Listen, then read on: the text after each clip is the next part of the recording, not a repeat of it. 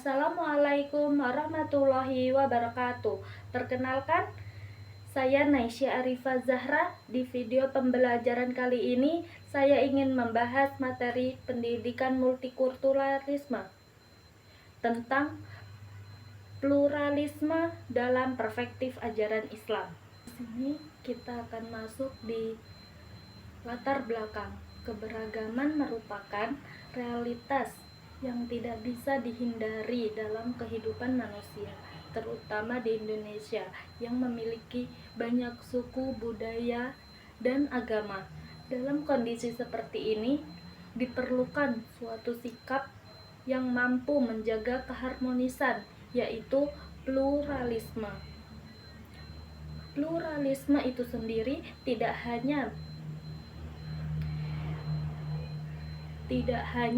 berarti mengakui adanya perbedaan, tetapi juga mendorong manusia untuk saling memahami dan hidup berdampingan secara damai.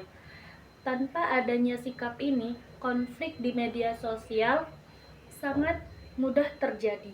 Di sini adapun rumusan masalah dalam pembahasan kali ini ada beberapa pertanyaan, yaitu bagaimana konsep pluralisme dalam Islam, bagaimana pandangan Al-Quran khususnya dalam surah Al-Hujurat ayat 13, dan apa saja tantangan yang dihadapi oleh umat Islam di era modern, serta bagaimana implementasi nilai pluralisme dalam kehidupan di sosial. Dan adapun tujuan pembelajaran.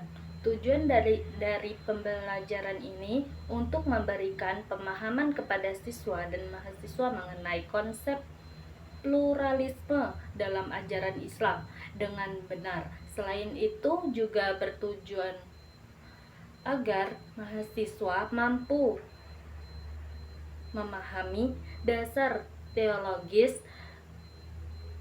pluralisme dalam Al-Quran dan mengetahui tantangan yang ada di era modern saat ini, serta mampu menerapkan nilai-nilai pluralisme dalam kehidupan sehari-hari.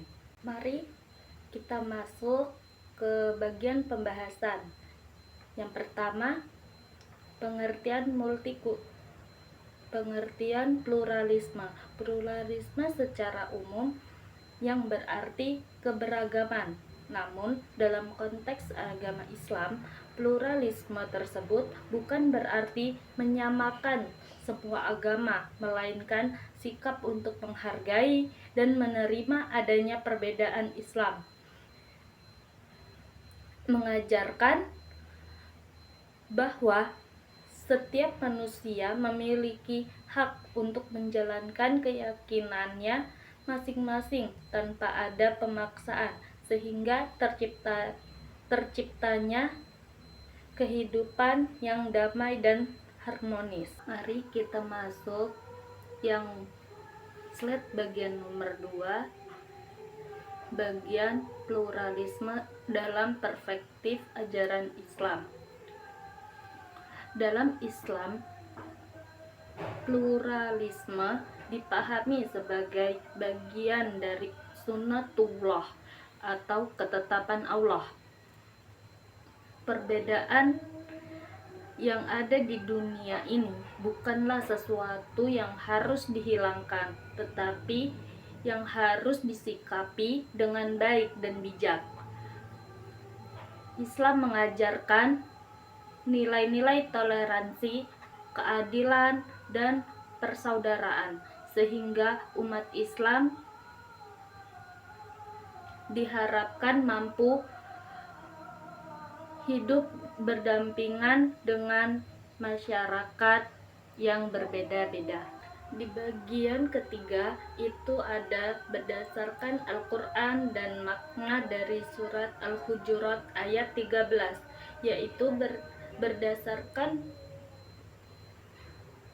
yaitu dasar utama pluralisme dalam Islam terdapat pada surah Al-Hujurat ayat 13 yang menjelaskan bahwa manusia diciptakan dalam berbagai suku dan budaya dengan bertujuan agar saling mengenal satu sama lain.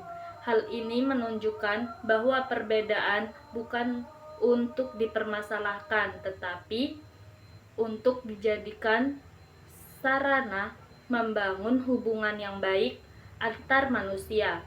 Ayat ini juga menegaskan bahwa semua manusia itu memiliki derajat yang sama di hadapan Allah Subhanahu wa taala.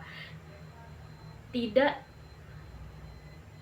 ada keunggulan berdasarkan suku, ras, dan status sosial. Satu-satunya dengan membedakan adalah tingkat ketakwaan kita kepada Allah Subhanahu wa taala. Dengan demikian, Islam menolak segala bentuk diskriminasi dan mendorong terciptanya kesetaraan dan kehidupan di sosial. Kita masuk di slide keempat, itu ada tantangan pluralisme dan penjelasan dari tantangan itu. Nah, di era modern saat ini, pluralisme menghadapi berbagai tantangan. Salah satunya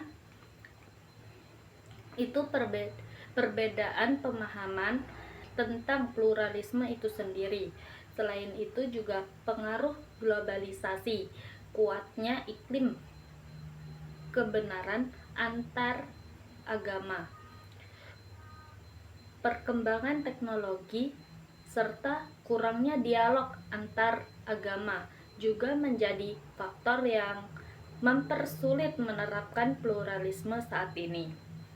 Banyak masyarakat yang masih salah memahami pluralisme sebagai penyamaan sesama agama, sehingga muncullah penolakan. Selain di media sosial juga sering terjadi sarana penyebaran ujaran kebencian dan informasi yang tidak benar. Hal ini dapat memperkuat sikap intoleransi jika tidak disikapi dengan baik. Di sini adapun implementasi pluralisme. Nilai-nilai pluralisme dapat diterapkan di kehidupan sehari-hari melalui sikap toleransi, yaitu saling menghargai, saling menghormati perbedaan antara agama tanpa memaksakan keyakinan. Selain itu, juga hidup rukun dengan masyarakat di sekitar, bekerja sama dalam kegiatan sosial, serta menghindari diskriminasi juga merupakan bentuk nyata dari penerapan pluralisme saat ini. Nah, di sini saya akan memberikan satu video berita tentang contoh nyata pluralisme.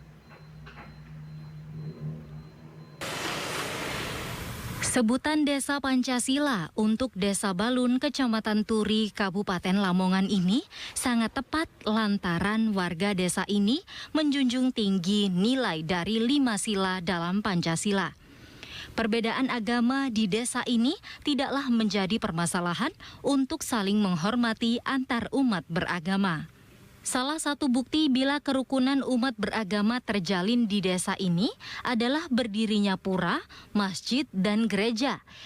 Ketiga tempat ibadah bagi umat Hindu, Islam, dan Kristen ini berdiri saling berdampingan. Adanya toleransi antar umat beragama di Desa Balun ini diakui masing-masing tokoh agama, baik Hindu, Islam, maupun Kristen. Saya sendiri sebagai umat Hindu yang ada di desa sini, Desa Balun ini, sangat senang sekali, sangat bangga. Karena apa? Karena kerukunan antar umat beragama yang ada di desa sini saling menolong, saling membantu satu sama yang lain. Di samping itu tempat ibadahnya pun berdekatan, itu pun tidak ada masalah. Kalau di Hindu ada kegiatan, di pihak Islam maupun Kristen itu juga ikut membantu juga. Terus ikut semuanya saling membantu, saling istilahnya apalah, toleransinya itu sangat tinggi sekali itu. Menurut saya, kerukunan umat beragama di Desa Balun khususnya sangat membanggakan bagi saya karena 3 agama yang ada di Desa Balun ini sekalipun tanpa ada suatu pertengkaran atau permusuhan di antara umat beragama itu sendiri, hidup rukun sejak dulu hingga sampai saat ini, sehingga penduduk Desa Balun atau masyarakat Desa Balun sangat antusias sekali terhadap adanya kerukunan umat beragama. Oleh karena itu, terjalinnya kerukunan umat beragama yang ada di Desa Balun itu adalah tidak lepas dari masing-masing tokoh agama yang ada di desa kita. Menurut kami selaku tokoh Kristen, Desa Balun menjadi desa Pancasila adalah sebuah kehormatan yang besar. Namun tingkat kerukunan umat beragama di Desa Balun adalah sangat luar biasa, di mana di dalam kehidupan bermasyarakat dari 5 sila Pancasila sudah menjadi warna dan mewarnai kehidupan masyarakat Desa Balun, di mana tidak ada istilah saling menjelekkan agama satu dengan yang lain, namun bisa hidup dengan rukun seperti hari-hari besar agama yang ada di Desa Balun, maka satu dengan yang lain saling membantu. Itu yang terjadi di Desa Balun.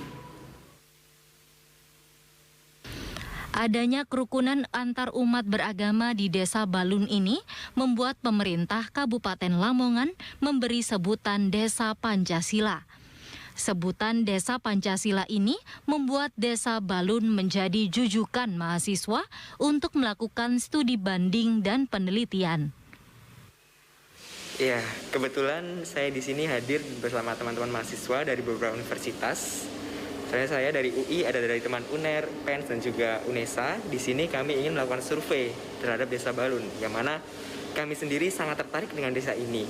Desa ini terkenal dengan sebutan Desa Pancasila. Karena apa? Karena kerukunan umat beragamanya yang mana terdiri dari 3 agama, Islam, Hindu, dan juga Kristen, namun hidup secara rukun berdampingan. Bahkan kita ketahui tempat ibadah mereka sangat berdekatan, tetapi tidak pernah ada konflik antar agama. Nah, hal inilah yang menjadi titik ketertarikan kami terhadap desa ini, sehingga pada saat ini kami, para mahasiswa, sedang melakukan survei di desa tersebut. Penduduk Desa Balun hanya berjumlah 4.744 jiwa. Dengan rincian, penduduk beragama Islam berjumlah 2.323 jiwa. Beragama Kristen berjumlah 698 jiwa dan beragama Hindu berjumlah 154 jiwa.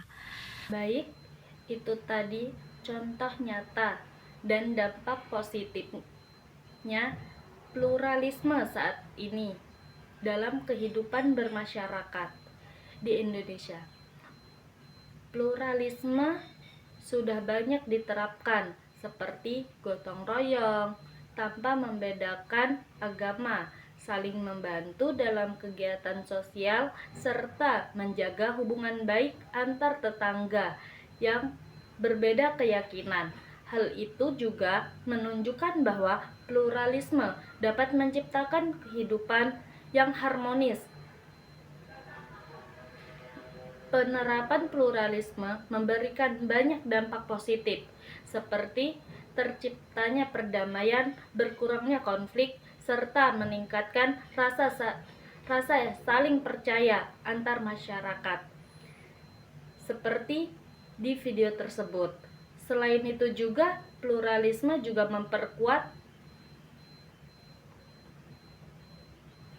memperkuat persatuan bangsa dan menciptakan lingkungan yang aman, nyaman bagi semua manusia.